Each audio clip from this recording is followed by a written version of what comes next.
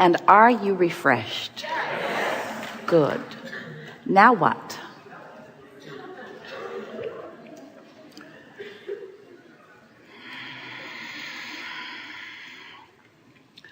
Well, let's have some fun.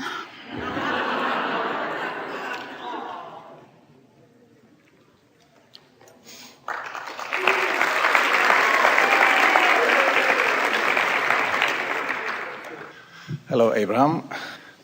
I'm not totally sure about my question, but I have this feeling that it would be so delicious to have a broader view of the big perspective.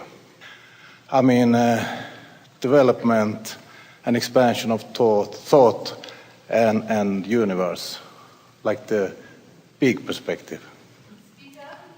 Well, we don't have this placed very well. Do you care about your teeth at all? Okay. He's wanting the big perspective, the perspective of the universe, the perspective through the eyes of Source, or how you fit together in it, all of it. How I fit together, my process in the big picture. We talked a bit yesterday about how you could take a snapshot from a lot of different perspectives. And that snapshot would seem maybe like the whole picture, because what you perceive is what you're perceiving. And it's fair to say that in any moment, what you're perceiving is all that you're perceiving. Perception is sort of like that, isn't it? Mm-hmm. So it's helpful if someone like us, who does have a bit of a broader perspective, can explain from our perspective what we see in your perspective. But what we really like is when we're able to entice you into higher and higher vibrations, so that then you begin to see from your perspective what we see from our perspective. That's really the deliciousness that you were talking about. Okay. So you were source energy before you came into this body. And from that vantage point, which was a vast and wonderful vantage point, you made the decision to focus part of that perspective into this personality. So here you are, and it would be fair to say, accurate, that the vantage point that you were born into, your personality, when you were a baby, or even now, is really scanty in comparison with that broader perspective. Mm-hmm. And some might say, well, then why would you come? In fact, we would say, why would someone give up a broad perspective for a more pointed, narrow perspective? Mm. And the answer to that is no one would. You didn't plan on becoming focused in this more pointed, deliberate, specific perspective and giving that up. Mm. You knew you could have both. Wow. So you came into this physical body with all of that knowledge. It was innate to you to feel good. Mm. It was innate to you to feel love. Mm. And it was innate to you to explore variety. And it was natural for you to be selfish. It was natural for you to don that selfish perspective. And it was natural for you to come to new awarenesses of what you desired. That was all so natural. Or you could say so practiced. Or you could say there was so much momentum about that there was no question in your mind that you could come and experience all of that. So then you get here in this body, and everything is going along just as you knew that it would. Mm-hmm.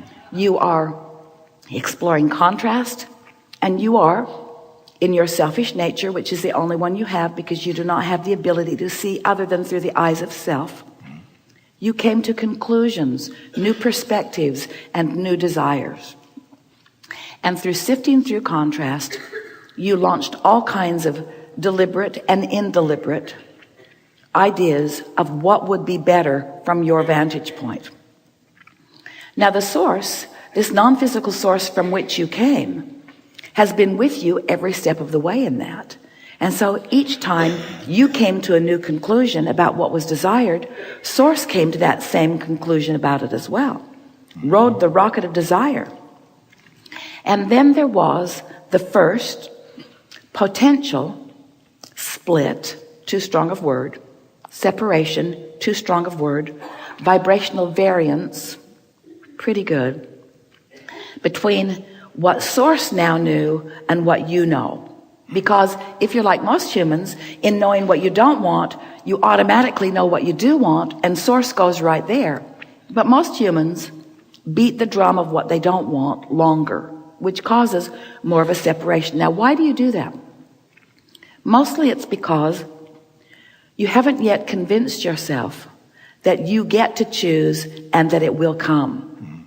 Because your parents sort of trained you that you have to justify why you want what you want by beating the drum of what you don't want. Now that's a sort of simplistic layering there, but for the most part, that's what happens. Humans don't just ask with an expectation of getting what they want. And the reason that you don't is because instead of being really aware of the way the energy feels as it moves through you, most of you got really focused upon the things that were surrounding you of a physical nature. You might say, in fact, we do say often, that your ability to translate vibration into physical reality is done so well that you've convinced yourself that the physical reality is the only reality. Because it's tangible. It's more blatant. Colors are more. Fragrances are more. Feelings of textures are more. Everything is more as you translate it through your physical senses. And it's as you, Source you, knew it would be. You knew you would come into this tactile experience and that you would revel in the depth and breadth of it. So here you are, sort of banging around. You're acclimated. You're making your statements of desire. But some of you, in fact, most of you, get further and further from the realization that you held when you first came. Now, what did we just say? Let's put it in the context of the momentum that we've been talking about here. So there was a huge momentum going on in non-physical prior to your coming into this physical experience. In other words, you were born because of this extraordinary momentum. Then you got here, and let's just say, it's maybe the easiest, best way of saying it. Your physical environment distracted you from that known momentum. Doesn't that sort of make sense in light of what you've been talking about? You saw enough things that you didn't like that made you stop feeling worthy. You saw enough things that you didn't like. In other words, you began through the very contrast that you knew would serve you. By introducing contrast into your experience, you slowed your momentum. Your momentum, oh, we like where this is going, don't you? Your momentum of well-being, your momentum of worthiness, your momentum of knowing that all was well, your momentum of knowing the eternal nature of your being, that got watered down and slowed by the very nature of the contrasting experience, which is why our friend earlier today said, why? Why would we come into this physical experience? If it's so good there, then why come here? That's what she said. It's a really good question. Because you knew that you could come and introduce more variety to the mix and still maintain your momentum.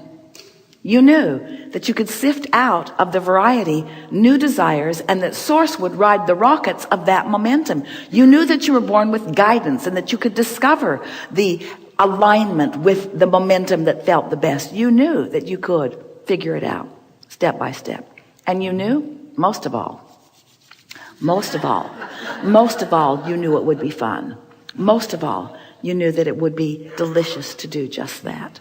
Most of all, you knew that this momentum is wonderful and that you could achieve it any time that you wanted, but you wanted to take that subject and bring it to that momentum, and that subject and bring it to that momentum, and that subject and bring it to that momentum.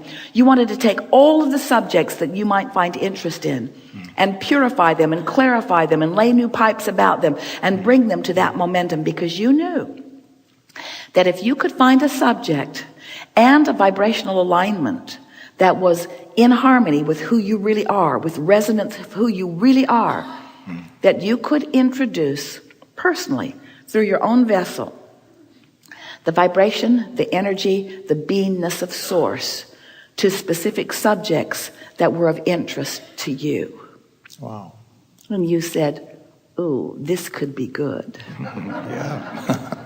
So what's our part in all of this? Well, we get to be there with you. We are the inspiration of so much that you feel, as you are the inspiration of so much that we come to know. In other words, we can't separate the you part from all of us, from the us part of all of us. It's all about the focus that any aspect of us chooses at any point in time. And we'd like to say to you, we always choose the highest frequency because we've got more momentum going about it. And isn't it logical that we would? We said, we'll stay here in the greater momentum. We'll stay here in the greater momentum. We'll keep the light on. Oh, wait, that's a commercial. We'll keep the light on. We will keep the signal beaming brightly. And you said, all right, I'll go and I'll explore and I'll find new subjects that I would like to bring into the light.